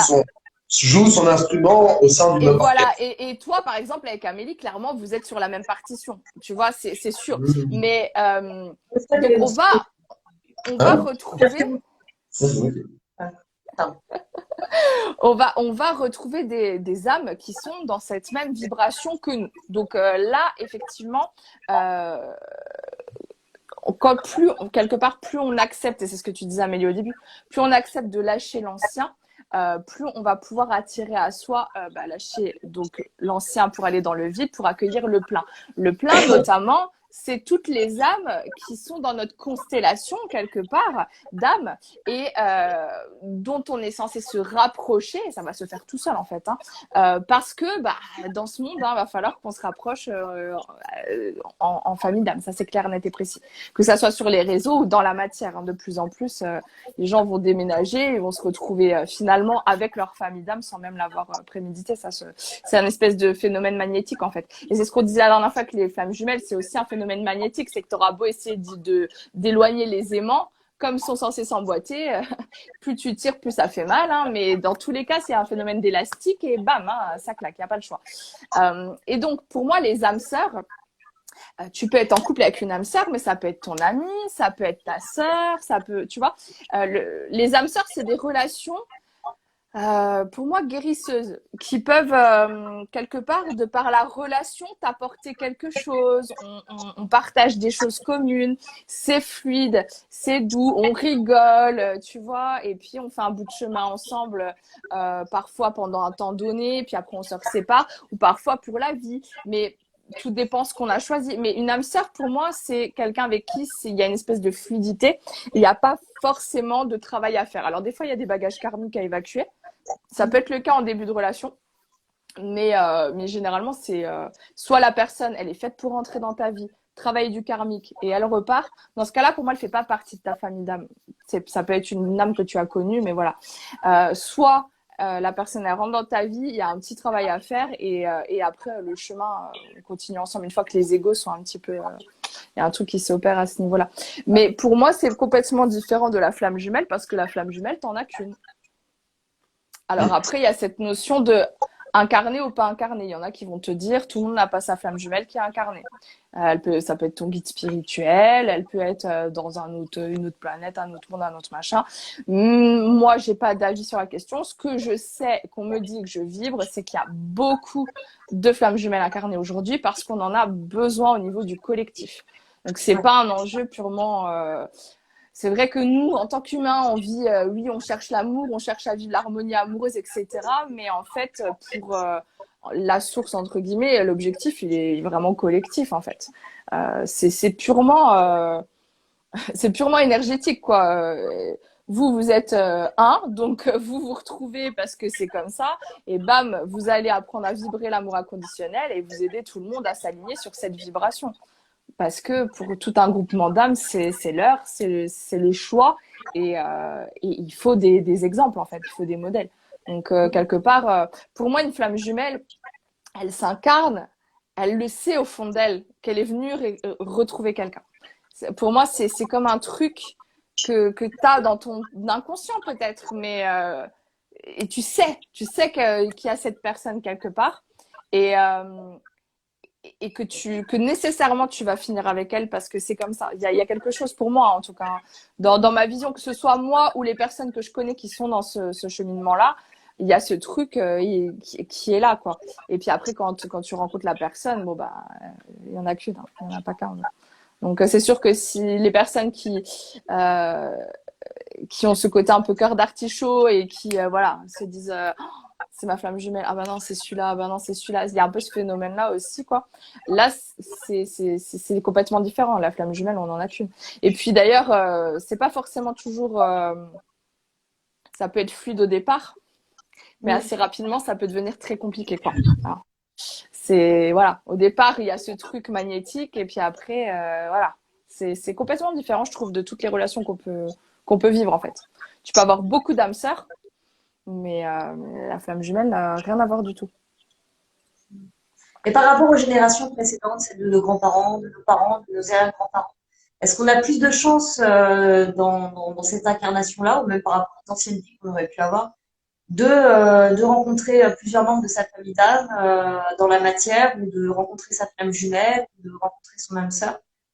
Je pense qu'il y a beaucoup d'âmes avec lesquelles on se réincarne encore et encore et encore, tu vois, où tu te suis, en fait, hein. Souvent dans la même famille, mais parfois un cercle assez proche. Moi, je suis persuadée que les gens vraiment marquants dans nos incarnations actuelles, c'est des personnes, voilà, où on se fait vivre des trucs de vie en vie, et on avance ensemble, en fait, hein. Et alors après, pour moi, la flamme jumelle, je pense qu'il y a eu des périodes où il y avait vraiment un éloignement beaucoup plus marqué, tu vois. C'est comme un processus petit à petit où ça devient une obligation. Je sais pas depuis combien de temps, mais moi, pour le coup, là, j'ai que mon propre exemple où je vois que je pense que ça dure depuis très longtemps, ce phénomène-là, et que sur les dernières incarnations, déjà, il y avait cette notion de couple qui commençait à venir, tu vois, tout doucement. Et puis, aujourd'hui, voilà, il y a vraiment cette concrétisation qui est voulue, voilà, mais qui, à la base, n'était peut-être pas l'objectif, tu vois. L'objectif de départ, c'était que chacun fasse son chemin séparément. Même si on n'est jamais trop loin, on fait chacun notre chemin séparément. Tandis que les âmes sœurs, tu vas te réincarner avec encore et encore et encore, tu vois. Que la flamme jumelle, je pense qu'il y a des incarnations où c'est possible que, voilà, on soit pas forcément ensemble, tu vois. Mais aujourd'hui, je suis convaincue, et je pense que les gens qui se sont appelés par ce concept-là, qui sont dans un cheminement spirituel, attention, hein, j'entends. Parce que c'est sûr que la petite ado, tu vois, qui entend parler du concept de flamme jumelle et qui regarde des Disney et qui cherche le prince charmant et qui se dit, bah, ça va être ma flamme jumelle, ça va être la merde, mais ça va être cool parce que c'est la bonne personne et puis je vais en prendre plein la gueule, mais je suis prête. Là, c'est un autre phénomène, mais quand tu es dans un phénomène de travail sur soi, de toute façon, on le voit. Au départ, l'éveil spirituel, on s'imagine que c'est un truc, waouh, ça va être trop bien et tout va être fluide. Enfin, moi, je sais que j'ai vécu dans cette illusion pendant un petit temps où je me suis dit, c'est bon, j'ai ouvert la porte, j'ai enlevé mes œillères, tout va être fluide, tout va être facile. Voilà, je vais vraiment tout avoir l'abondance à tous les niveaux et ça va être facile. Et petit à petit, on se rend compte que, en fait, j'ai ouvert la boîte de Pandore, il y a tout qui pète dans tous les sens. Et pourtant, tu peux plus t'arrêter, quoi. C'est ça le truc, c'est que. Eh ben non, mais parce que t'es mandaté pour ça. Enfin, t'es missionné. Tu le sais que t'as pas le choix. Tu le sais que de toute façon, t'étais pas heureuse dans ton illusion d'avant, tu vois. Tu le sais que c'était du fake. Et tu sais que toute la merde que t'as au fond de toi, t'as besoin de la lâcher aujourd'hui parce que sinon, tu peux pas être dans ta vérité. Donc, tu peux pas faire autrement que de continuer à à faire le job. Et ben c'est pareil au niveau de ce genre de couple, c'est-à-dire que c'est un travail, et ça je commence à vraiment m'en rendre compte, c'est un travail à deux, c'est-à-dire qu'au lieu d'être un, bah t'es deux, et du coup bah, tout ce que tu fais pour toi tu le fais aussi pour l'autre, et tout ce qu'il fait bah, de son côté il le fait aussi pour toi, et il y a toujours un espèce d'effet de miroir, et on n'est jamais finalement séparés. Tout l'avancement se fait à deux, même quand on se connaît pas encore. Même, en fait, depuis le départ, tu vois. En tout cas, dans cette vie, moi, je l'ai compris comme ça. Mais du coup, tu peux pas faire autrement, en fait. De toute façon, en plus, je vais dire, je pense quand on sait, après, quand on est dans une relation de flamme jumelle, bon, déjà, on le sait parce que je sais pas, c'est comme un parcours initiatique. Donc, il y a plein de choses qui font qu'on le sait à un moment donné, si c'est pertinent pour nous de le savoir. Euh, mais quelque part, après, c'est aussi la carotte, c'est-à-dire, ah bah oui, bien sûr que j'ai envie de vivre l'amour inconditionnel, bien sûr que j'ai envie de me reconnecter à l'autre moitié de moi, bien sûr que j'ai envie d'être la meilleure version de moi-même, bien sûr que j'ai pas envie de continuer à souffrir et à faire souffrir. Donc, évidemment, on fait le job, mais c'est toujours dans une dynamique d'amour pur, quoi. Il y a il y a rien de toxique en fait. Au contraire. Voilà. Après, c'est comme disait la personne tout à l'heure, le discernement, c'est un gros sujet dans le cheminement spirituel. On nous vend beaucoup de choses, il y a beaucoup de concepts, il y a beaucoup de Ouais, personnes qui des fois, parlent de choses complètement. ouais. Ils sont couverts Euh, de bonnes intentions, des fois, c'est là c'est clair. où t'as les pires. Ah bah l'enfer est pavé de bonnes intentions. Hein. Ouais, c'est ça, mais encore plus dans ce milieu-là, il est très piégeux, je trouve. Autant tu peux rencontrer le meilleur comme le pire, c'est-à-dire que sous Ouais. couvert de bonnes intentions, tu peux vraiment tomber dans un truc qui va plus te détruire que t'élever. Et c'est là où je crois qu'encore plus dans ce domaine-là, le domaine de la spiritualité, faut vraiment faire preuve de discernement. Et des fois, c'est vraiment pas évident. C'est une fois que tu t'es engagé dans la voie que tu te rends compte que t'as choisi il n'y a pas de mauvaise voie, du coup, comme tu l'expliques, chaque expérience a son intérêt, mais si tu Mhm. veux, c'est plus pernicieux, c'est vraiment plus difficile d'avoir ce discernement-là, justement. Ça vient vraiment travailler ça en nous. Justement, Ouais. un Oui. truc qui est très intéressant, qui est très intéressant, Azor, que tu dis, tu parlais de lâcher prise tout à l'heure. Thomas, justement, est médium. C'est-à-dire que quand, par exemple, à une personne, tu vas lui dire, bon, bah, écoute, pour toi, je vois cela. Il va se passer ce genre de choses. La personne, finalement, ça va lui arriver systématiquement ou est-ce qu'à un moment donné, elle va avoir le choix, si tu veux, que quelque part, ça ne se fasse pas. Moi, je vais donner un exemple. J'ai connu une médium quand j'étais plus jeune, quand j'avais 20 ans. C'est vrai qu'à l'époque, moi, je faisais du théâtre, et elle me dit, vous serez acteur plus tard. Alors, qu'est-ce qu'elle entendait par acteur? Peut-être qu'elle m'a vu derrière le webcam en train de faire le truc et que quelque part, finalement, à l'époque, parce qu'il y a 20 ans, les webcams, c'était pas un truc qu'il y avait sur tous les PC, des trucs comme ça. Donc peut-être que finalement, elle s'est dit, bah tiens, je vous vois derrière une caméra, et puis elle a envisagé ça comme ça, Avec son interprétation. avec son interprétation. Donc en fait, mais est-ce que systématiquement, quand un médium va voir quelque chose pour une personne, en fait, est-ce que la personne a le choix ou pas? Et c'est là où ça intervient un peu cette histoire de livre. Alors, petite nuance. Pour moi, une personne qui te parle de ton avenir, c'est quand même une voyante. Le médium ou la médium n'a pas forcément accès à la ligne de temps futur, tu vois. Tu peux avoir des médiums qui sont que dans le présent, des médiums qui vont être sur les vies antérieures, donc plutôt le passé, des médiums qui vont être bah, sur les défunts, qui vont être sur les animaux. Donc pour moi, la personne qui voit l'avenir, je dis ça en tant qu'enseignante, entre guillemets, parce que je le vois au niveau de mes formations à la clairvoyance. Il y a des personnes qui développent de la voyance en travaillant la clairvoyance, parce que c'est un dérivé, hein, c'est clairement un dérivé, mais tout le monde n'est pas voyante quand même. Je vois que tu peux avoir des médiums qui vont avoir quelques notions d'avenir et t'en as qui ont les portes ouvertes, quoi. L'avenir, voilà, c'est fluide. Donc moi, par exemple, je sais que je vais être plus dans la voyance avec les cartes, mais ma médiumnité sans support est beaucoup plus sur tu vois, du présent, de l'énergétique, de la structure inconsciente de la personne, de ses choix d'âme. Bon, je peux me balader dans les vies antérieures sans problème. Mais voilà, donc pour moi, on est sur de la voyance, donc pas forcément de la médiumnité. Je précise juste le truc parce que je trouve que c'est important. Mais alors pour moi, ce que tu dis est très pertinent, c'est-à-dire que quand on a des flashs, il y a toujours la notion d'interprétation. Et cette notion-là, elle est extrêmement délicate. Il y a beaucoup de personnes qui vont être dans un amalgame. Et en fait, ce qu'il faudrait faire, c'est décrire ce qu'on voit sans nécessairement interpréter. Parce qu'on ne sait pas exactement ce que ça veut dire. On sait ce qu'on voit, mais on n'a pas forcément… Il y a des voyantes, parce que c'est pareil. Selon les canaux médiumniques ouverts, tu peux avoir des personnes qui ont que des flashs. T'en as, elles vont avoir le flash et l'information, la claire connaissance. T'en as, elles vont avoir le flash et puis les guides qui, en clairaudience, lui disent de quoi il s'agit. Mais t'as des personnes qui voient uniquement et du coup, tout est soumis à interprétation.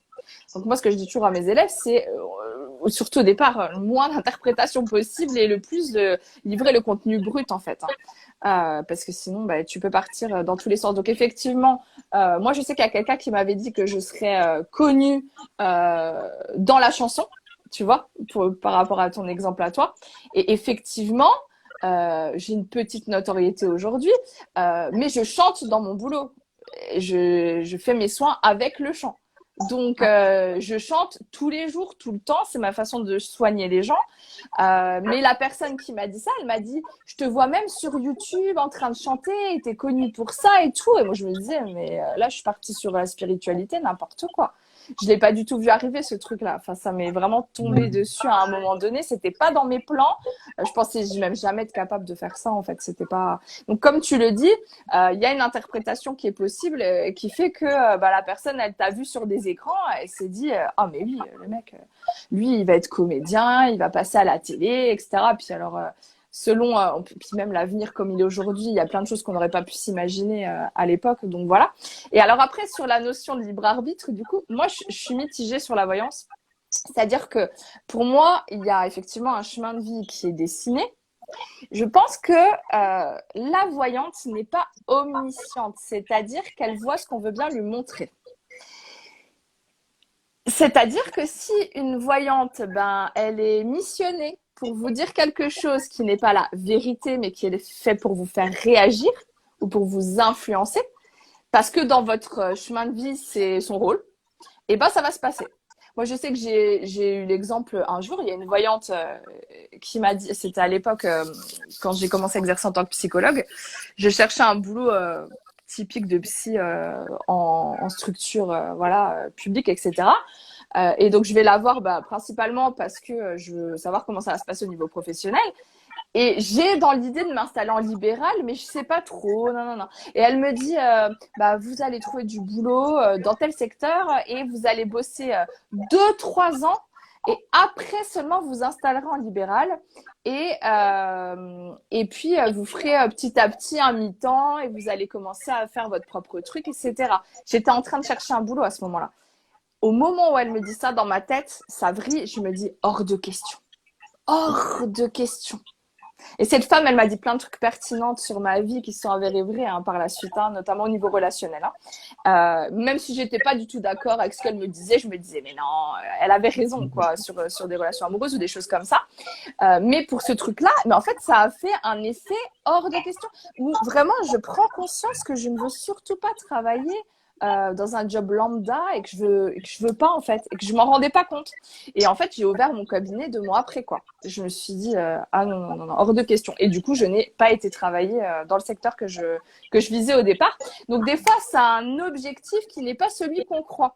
Donc moi, je sais que quand je vais voir une voyante, aujourd'hui, ça m'arrive encore parfois, parce qu'on n'est pas toujours le meilleur médium pour soi-même. Des fois, on a la tête dans le guidon. Je vais toujours voir cette dame d'ailleurs, entre autres choses. Quand elle me dit un truc, je me dis pas c'est la vérité. Je me dis quand elle me dit, qu'est-ce que ça me fait? Est-ce que je sens que ça vibre avec ce que je ressens? Sans ego, c'est-à-dire c'est pas elle a tort, j'ai raison. C'est vraiment qu'est-ce que je ressens? Et du coup, voilà, ça me permet en fait de faire une mise à jour. Admettons, la personne, elle va vous dire, t'es en couple avec un tel, ça va casser. Quand elle me dit ça, mais qu'est-ce que ça me fait? Je me dis, c'est évident, faut que ça s'arrête ce truc. Mais non, c'est l'homme de ma vie, impossible. Mais tu dis de la merde, c'est pas possible, je peux pas le quitter, c'est toute ma vie. C'est ça pour moi. Il y a vraiment cette notion-là. Je ne crois pas que les voyantes soient omniscientes. Peut-être qu'elles le pensent pour la plupart. Mais moi, je pense que la voyante a une fonction et que, en l'occurrence, c'est même pas qu'elle te permet d'user de ton libre arbitre, c'est qu'elle est comme tu vois, un pavé sur ton chemin, comme un panneau indicateur qui te permet en fait d'aller dans une dynamique ou dans une autre. Après, effectivement, s'il est écrit qu'à un moment donné, tu rencontres une voyante qui va te dire exactement tout ton chemin de vie et que quelque part tu vas t'en souvenir à des moments clés, que tu vas te dire mais elle m'avait dit ça, donc c'est pertinent, ah ben j'y vais, c'est possible. Mais tout est possible. Donc, du coup, tu peux entendre des trucs complètement abracadabrants aussi, quoi. Et puis, en plus, le problème, c'est que la personne qui reçoit des flashs, elle ne sait pas d'où elle les reçoit, ces flashs. Tu vois? Qui envoie les flashs? Ça peut être son âme, ça peut être son soi, ça peut être des guides, ça peut être des entités plus ou moins sympathiques. Ça peut être plein de choses. Donc, déjà, bon, il y a toujours cette notion de quelle voyante tu vas choisir. Et puis après, l'information, à aucun moment, il faut figer les choses, de se dire, la personne, elle a dit ça, je vais faire ça, quoi. C'est la personne a dit ça, c'est une information, qu'est-ce que j'en fais, etc. Mais je crois, il y a le phénomène en psychosocial, on parle des prophéties autoréalisatrices. Il y a ce phénomène humain qui a été étudié scientifiquement où finalement, quand on décrète quelque chose et qu'on décide de s'aligner sur cette réalité-là, on l'expérimente après. Donc après, si tu veux te figer sur ce que t'as dit la voyante, effectivement, si c'est ton expérience, tu vois, tu vas y aller. Mais généralement, c'est que tu vas aller dans le mur. Tu vois, en général, c'est ça. Donc moi, c'est ma vision de la voyance. Ça m'empêche pas de tirer les cartes quand même pour moi-même, pour mes amis, etc. Et de m'y intéresser parce que ça reste intéressant, mais ça reste une information. Faire attention. Une interprétation. Pour les cartes, il y a beaucoup d'interprétation. Ouais. D'un tarologue à l'autre, sur un même jeu, il peut te dire, oui, c'est une interprétation. Oui, puis alors après, les cartes, c'est encore un autre phénomène, parce que les cartes, pour le coup, t'as ce que le mec qui a créé ton tarot, enfin le tarot, c'est une structure, mais l'oracle, ce que la personne elle a voulu dire quand elle a créé sa carte et ce qu'elle sous-tend avec ses symboles et l'énergie qu'elle a mis dans les cartes. Et il y a finalement ce que les guides en font aussi. Parce que moi, je tire les cartes depuis que j'ai 12 ans. Donc, j'ai un peu roulé ma bosse sur le truc. Et ben voilà. Et tu vois, en fait, des fois qu'il y a des. Enfin, moi, je sais, quand j'étais plus jeune, j'apprenais par cœur le livret. Et pour moi, c'était, tu sais, comme un truc mental, en fait. Il fallait que je connaisse toutes les associations de cartes, etc. Et je me disais, si c'est pas ce qui est écrit dans le bouquin, c'est pas la vérité, tu vois. Du coup, je me plante, je suis mauvaise. En fait, comme si c'était une aptitude, mentale, en fait. Et avec le temps, mais même mes guides, des fois, je vois une carte et ils me disent, ça veut, tu vois, ça veut dire ça, ta. Et en fait, c'est un support projectif. Donc, le dessin va te parler. Il y a un détail qui va t'appeler à un moment T, alors que jusque-là, un jeu que tu as depuis 10 ans, tu n'avais jamais remarqué tel truc. Donc, c'est un support projectif et on est guidé à un niveau plus subtil par rapport à ça. Mais c'est d'une personne à une autre, la vision d'un oracle ou même d'un tarot ne va pas être la même selon les personnes. Complètement. Non, je crois que c'était Elodie qui m'avait parlé de ça sur l'oracle de G. C'est à la carte de l'immeuble. Voilà. Et elle avait fait à un moment une lecture à une femme il y a quelques temps. Et puis, elle voyait l'homme et l'immeuble. Et je sais plus, elle avait une interprétation. Et ensuite, cette femme était revenue la voir. Elle lui a dit non, en fait, elle s'est rendue compte que l'homme qu'elle avait vu et l'appartement, qui est l'appartement à côté de l'homme, c'était en fait un voisin. Voilà, elle allait tomber amoureuse. En fait, cette femme est tombée amoureuse de son voisin. Mais sur le coup, tu vois, l'interprétation n'a pas été la même. Mais des fois, c'est très littéral. Des fois, les cartes, c'est vraiment à lire. Et c'est la difficulté. Des fois, c'est hyper littéral parce que la carte que tu évoques, je crois qu'elle représente la ville. Donc, tu vois, c'est quelque chose de plus vaste, quoi. Et ça, à moins que d'avoir l'information, de percevoir exactement le truc. Ouais, de s'accrocher, quoi. Voilà, quoi. S'il n'y a pas une part derrière d'intuition, de médiumnité, etc., tu vas être sur un phénomène purement mental et du coup, c'est pas forcément très pertinent, quoi. Ça peut être intéressant, mais bon. Après, le support projectif, c'est quelque chose qui fait appel à l'inconscient. Je pense que notre inconscient a beaucoup plus d'informations que notre conscient. Et je veux dire, en psychologie, tu as beaucoup de notions il y a le test de Rorschach qui est très connu. Pour moi, il y a un phénomène dans la lecture des cartes qui est finalement la communication d'inconscient à inconscient. et même avec l'inconscient de la personne qui a créé son jeu, quoi. Il y a vraiment un truc qui est pas forcément lié de l'invisible au sens des entités, tu vois, mais au sens des inconscients et comment ton inconscient il se projette dans la symbolique, parce que l'inconscient ne communique que par le symbole, donc c'est son grand truc. Et c'est moi dans ce sens-là, je trouve que c'est super intéressant pour aller chercher des infos que tu vas pas forcément avoir. En médiumnité, c'est complètement différent pour le coup. Totalement. Voilà. Ah, merci beaucoup, Aurore. Je crois que ça a été Esa. Pas de problème. C'est un plaisir. On a abordé pas mal de sujets extrêmement intéressants. Je pense que ça a permis à beaucoup de gens de mettre des mots peut-être sur des fois des situations dans lesquelles on se sent tous un petit peu perdus, surtout en ce moment où c'est hyper chahutant à pas mal de niveaux. C'est vrai que c'est une période à la fois qui est extraordinaire dans la possibilité d'évolution, mais qui est aussi difficile au niveau de Oui, humainement, ouais, humainement, c'est Ah oui, oui, un peu une tempête continuelle, quoi. C'est-à-dire qu'on a l'impression, si tu veux, que cette année, on se prend tout le karma dans la gueule et puis on se dit, oh, ben voilà. Tu sais, en fait, tu sais, qu'on t'a livré un colis Amazon énorme, tu sais, de karma, puis on t'a dit, voilà, bon là, faut le régler parce que 2023, va falloir faire autre chose. Et voilà. Et en fait, on est un petit peu pris un peu à la gorge en ce moment, à libérer plein de choses, à vivre plein de choses émotionnelles, même des trucs dans lesquels, enfin, moi, pour ma part, des trucs que je n'ai jamais connus, des trucs où moi, je me foutais pas de la gueule des gens. Je me disais, moi, je suis pas comme ça. Moi, j'ai jamais vécu. Des trucs qui me sont arrivés, voilà, comme ça. Et c'est vrai que, un peu assailli de toutes parts émotionnellement, où il faut bien avancer. Donc voilà, faut faire face.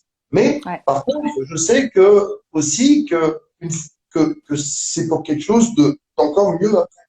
C'est sûr. C'est important de le garder en tête parce que ça évite de tomber dans des idées noires. Parce qu'on peut très facilement, je pense aujourd'hui, peut-être plus qu'avant, tomber dans des idées assez noires. Ah ouais. Non, il faut prendre conscience que c'est une petite période de temps, enfin petite qui va nous paraître longue, mais à l'échelle d'une vie, c'est pas si énorme que ça. Et on va en voir le bout, mais il faut tenir encore quelques temps. Je vais pas donner de fourchette pour pour ne pas paniquer personne. Encore 35 ans. Non.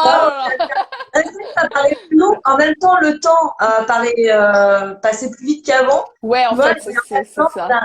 On a l'impression que, tu vois, 2 mois, c'est une vie, quoi. Enfin, c'est très bizarre. Ça passe au niveau du temps, de la notion du temps, de notre rapport aux épreuves. Enfin, tout ça est profondément bouleversé et chahuté. Voilà. En tout cas, merci beaucoup, Ezor. Je pense que ça a été très aidant. Et je pense que voilà, je pense qu'il y a plein de gens qui ont eu, même nous, pas mal d'explications par rapport à des situations qu'on traverse et on arrive enfin à mettre des mots sur des choses compliquées et des belles choses. C'était un plaisir et puis merci à tout le monde pour votre écoute. Exactement. Gros bisous à tout le monde et bon week-end. Bisous. Bon week-end. À bientôt. Bye.